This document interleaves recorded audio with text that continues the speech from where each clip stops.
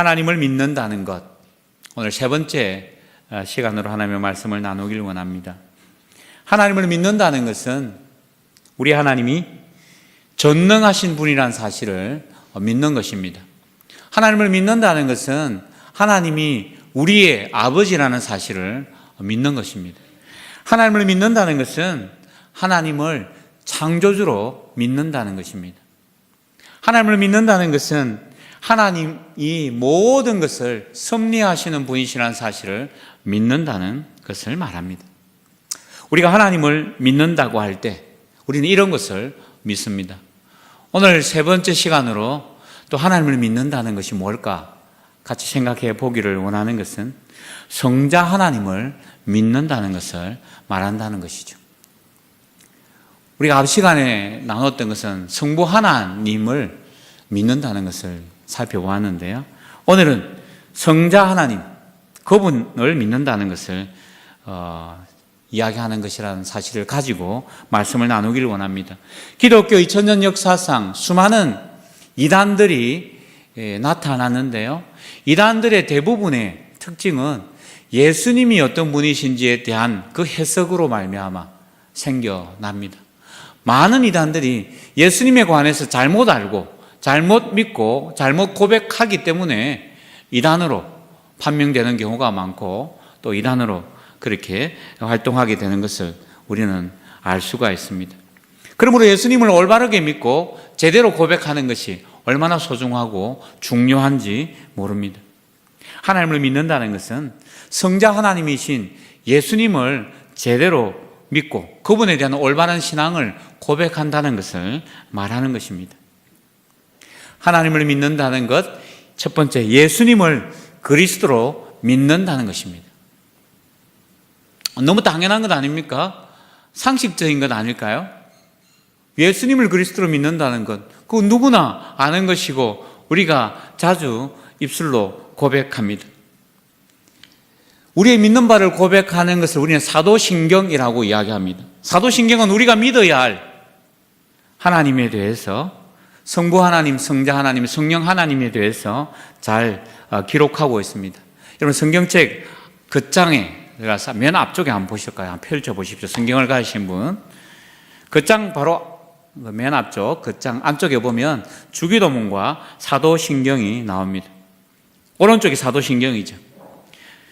우리는 밑에 사도신경 부분을 사실 고백하는데요. 첫째 줄은 성부 하나님에 대한 고백입니다. 나는 전능하신 아버지 하나님, 천지의 창조주를 믿습니다 라고 고백하고 두 번째 줄부터 쭉 아래쪽까지 성자 하나님에 대한 고백을 하고 있습니다. 오늘은 특별히 둘째, 셋째 줄인 나는 그의 유일하신 아들 우리 주 예수 그리스도를 믿습니다 라는 이 항목을 한번 살펴보길 원합니다.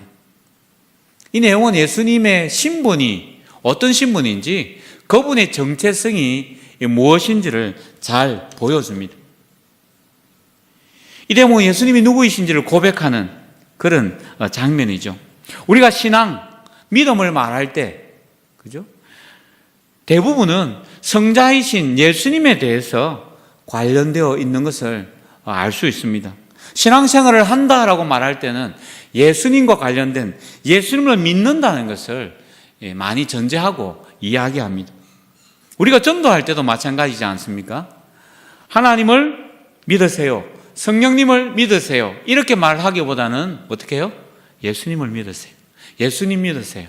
예수님 믿고 천국 갑시다. 이렇게 예수님에 관해서 이야기를 합니다. 교회 다니면 누구나 우리는 예수 이름을 부릅니다.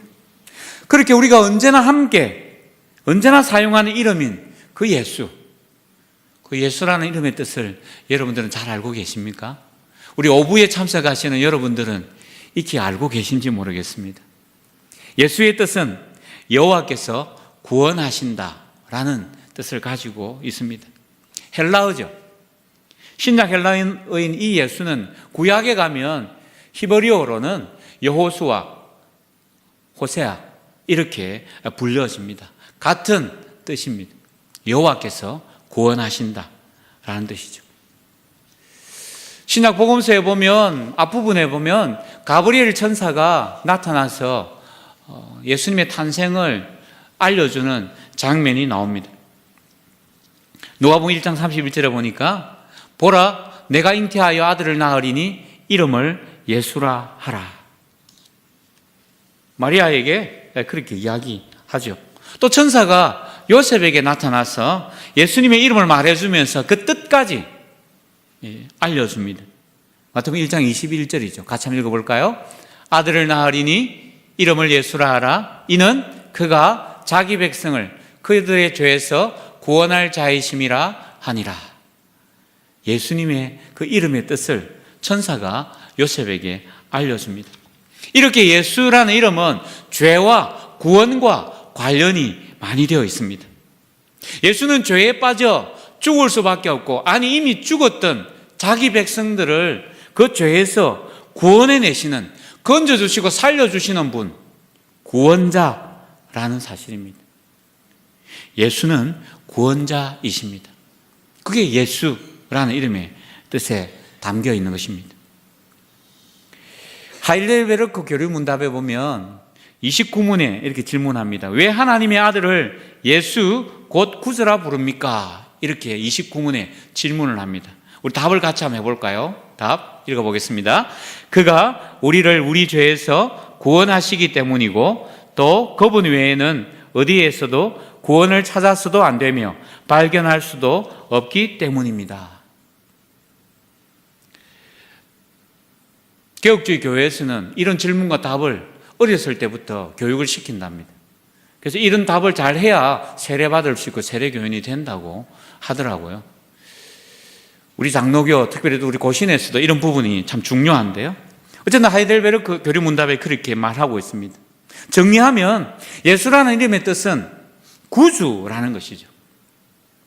우리를 구원해 주시는 분, 우리의 구원자, 그분이 예수라는 것이고 예수 이름의 뜻에 담겨 있는 것입니다. 그래서 예수님은 그토록 강조하십니다. 그분이 구원자이시기 때문에. 요한복음 14장 6절 내가 곧 길이요 진리요 생명이니 나로 말미암지 않고는 아버지께로 올 자가 없느니라. 진정한 구원자, 유일한 구원자 예수 그리스도 그분이시기 때문에 그분 외에는 아버지께로 올 자가 없다고 그렇게 강조하십니다. 사도행전 4장 12절에도 그렇게 말씀하시죠. 다른 이로서는 구원을 받을 수 없나니, 천하 사람 중에 구원을 받을 만한 다른 이름을 우리에게 주신 일이 없다, 그렇게 말씀합니다. 예수라는 그 이름에 구원이 담겨 있습니다. 예수님을 떠나서는 그 누구도 하나님께로 갈 수 없고, 예수님 외에는, 예수님 아니고서는 구원을 받을 수 있는 어떤 길이 없는 것이죠.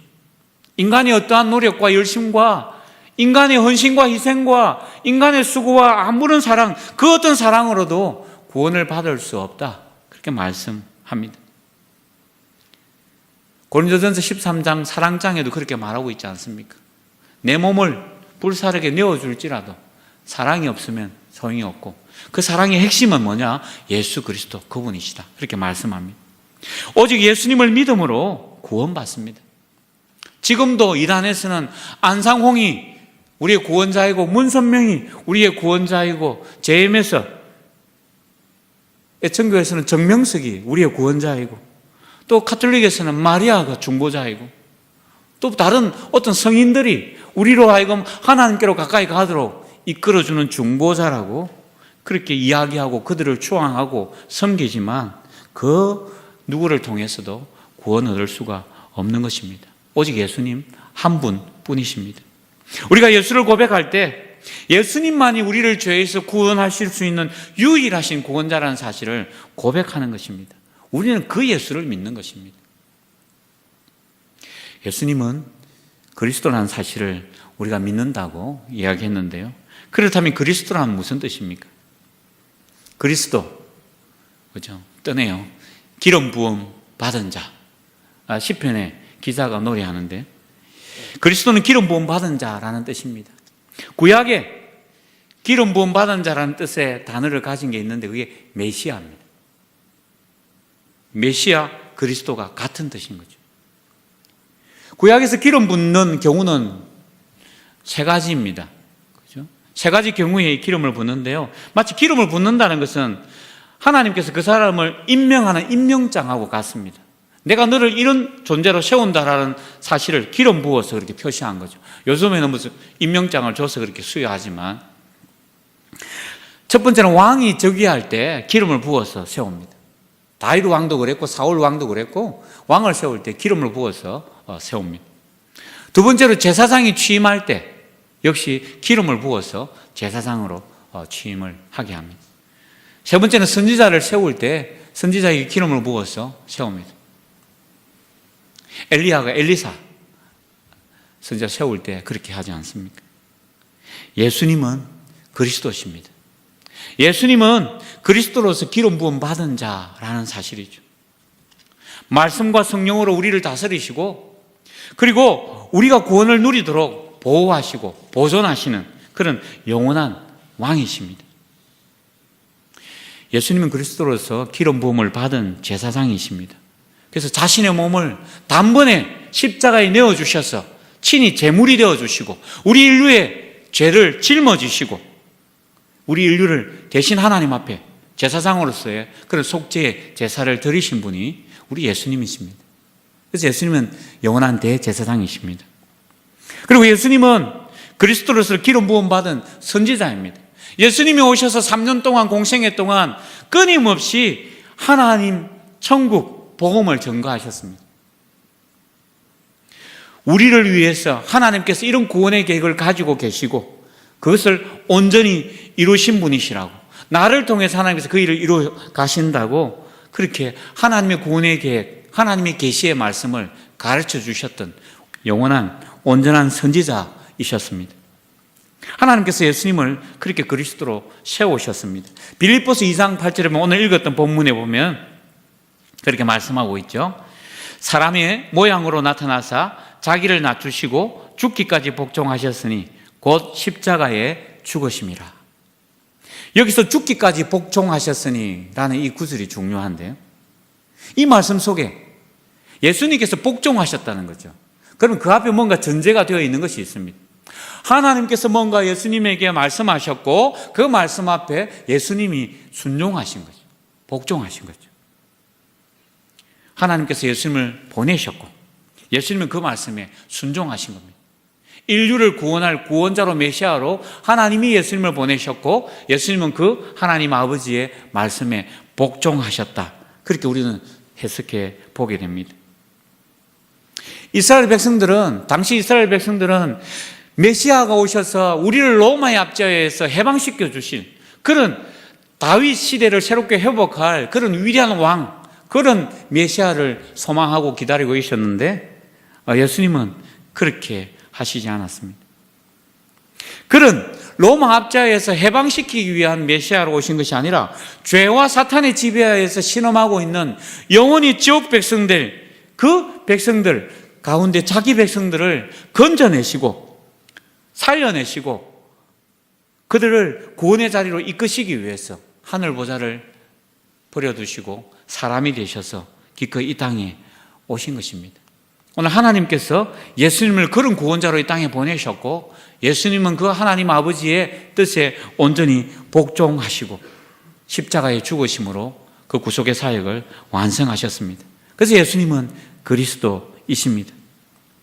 예수님께서 공생애를 시작하실 때도 성령님께서 그에게 기름 붓지 않습니까?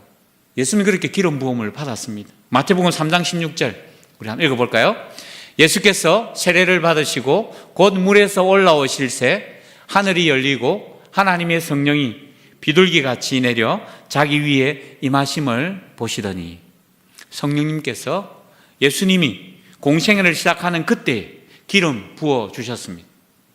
임명장, 메시아로서의 사역을 본격적으로 하도록 하나님께서 임명장을 내려주신 그런 장면이죠. 우리가 기독교라고 말하지 않습니까? 기독교. 그 기독교할 때 기독이라는 게 바로 그리스도를 이야기합니다. 한자어로 표현한 거죠. 예수님은 그리스도이십니다. 우리는 이것을 붙여서 예수 그리스도라 그렇게 말합니다. 예수님 외에는 그리스도가 없다는 말이죠. 예수님은 그리스도이십니다. 예수 그리스도라고 이렇게 고백하는데요. 예수 외에는 그리스도가 없다는 말입니다.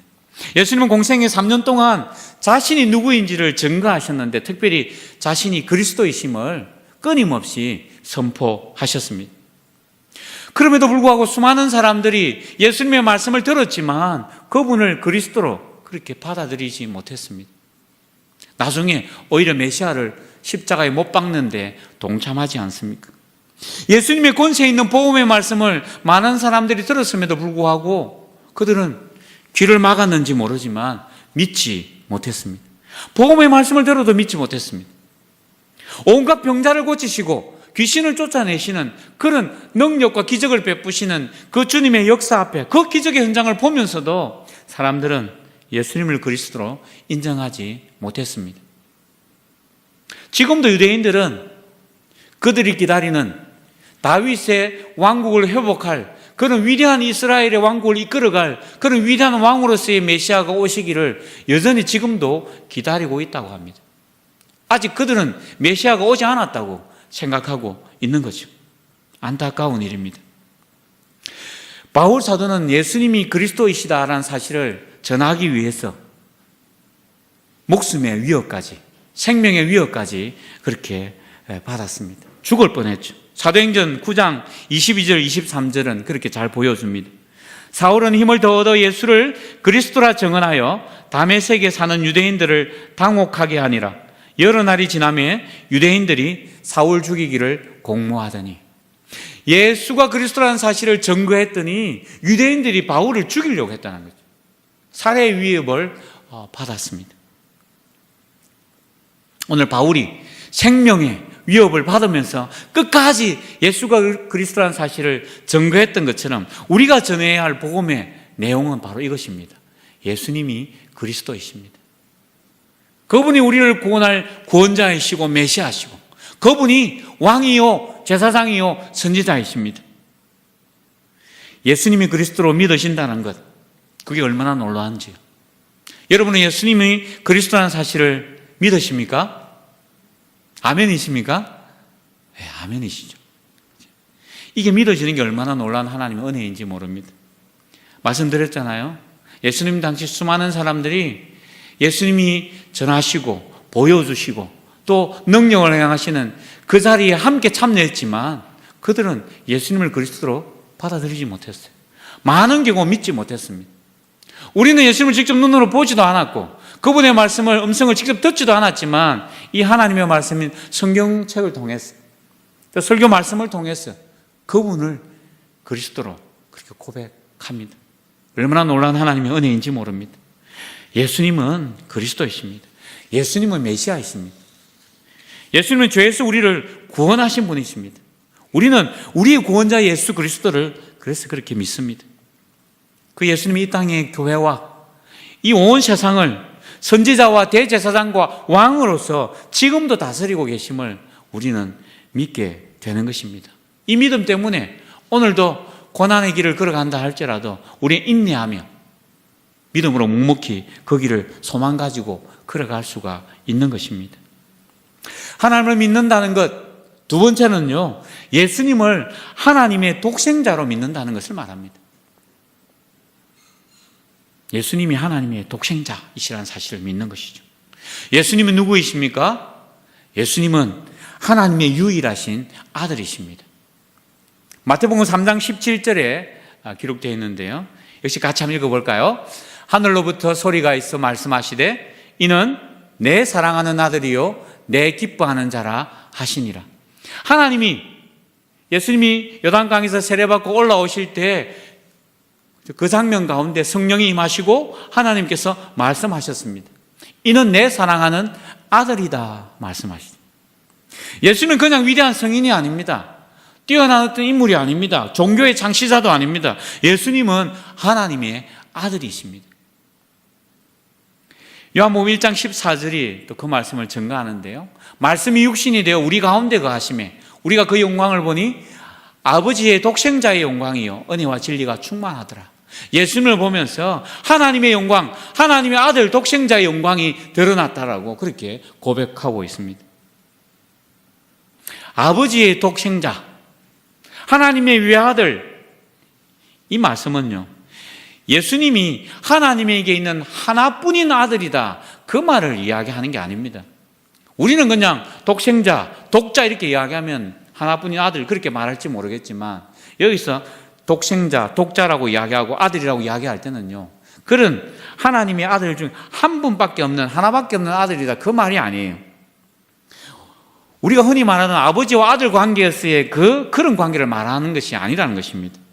예수님이 하나님의 아들이라는 것은요, 예수님이 하나님과의 관계에서 아주 유일무이한 정말 특별한 관계 속에 존재하는 분이라는 사실을 말해주는 겁니다.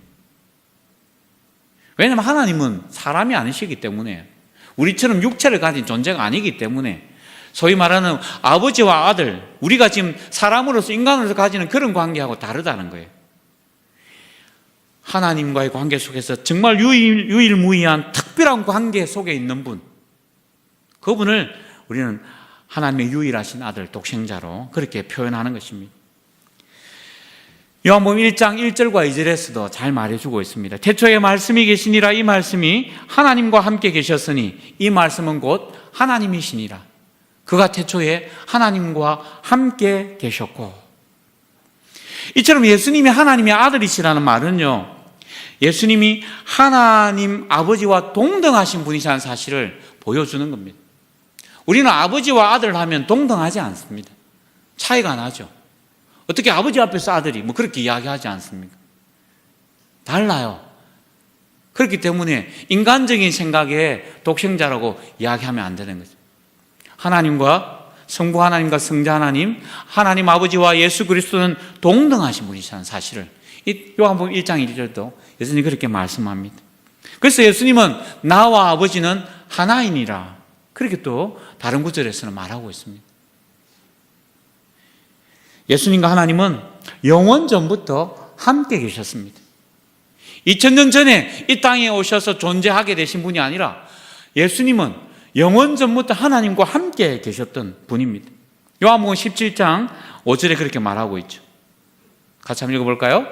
아버지여, 창세전에 내가 아버지와 함께 가졌던 영화로서 지금도 아버지와 함께 나를 영화롭게 하옵소서. 창세전에, 이 세상이 있기 전에 이미 하나님 아버지와 함께 계셨던, 존재하셨던 분이 바로 우리 예수님이십니다. 예수님을 하나님의 유일하신 아들, 독생자로 믿는다는 것은 인간적인 관계에서 생각해 보면 아버지와 아들, 도대체 동등할 수가 없는, 아버지보다 조금 못한 존재가 아들이라고 볼 때 성자 하나님이 성부 하나님보다 뭔가 열등하지 않냐라고 오해할 수 있는데 그렇지 않다는 겁니다. 예수님은 하나님에 의해서 만들어졌거나 하나님의 창조의 작품이 아닙니다. 예수님은 성부 하나님과 동일한 본질이라고 조금 어려운 말로 그렇게 말합니다. 동등하신 분이란 거죠. 성부 하나님과 함께 영원히 존재하셨던 그런 분이시라는 것입니다. 예수님은 언제나 성부 하나님과 함께 존재하셨습니다. 그래서 우리는 성부와 성자와 성령, 우리 세례식 할 때 목사님이 그렇게, 그죠? 세례를 주는데요. 이 세 분은 서로 다른 인격, 또 이렇게 하니까 오해하실 수 있는데요. 각자의 인격을 가진 그런 존재이십니다. 하지만 하나님으로서 동등한 동격이시고 삼위일체 되신 분이라는 사실을 성경은 우리에게 말씀해 줍니다. 그래서 예수님은 하나님이시면서 또한 동시에 하나님의 독생자 예수님이라고 말해주고 있습니다. 우리는 이것을 신비로운 것이라고 그렇게 고백합니다. 믿음으로 받아들이는 거죠. 성경 많은 곳에서 하나님의 아들이라는 말씀이 기록되어 있습니다. 복음서뿐만 아니라 구약에도 있고요. 하나님의 아들, 나의 아들 이렇게 이야기하는 그런 장면들이 많습니다. 이스라엘 백성들을 향해서 내 아들이라고 이야기하시기도 하시고요. 예수 그리스도만이 유일한 영원한 하나님의 아들이시지만 예수 그리스도로 말미암아 오늘 이 시대에 그 예수님을 믿는 사람 모두 다 하나님의 아들 되는 거죠. 하나님의 자녀인 것입니다.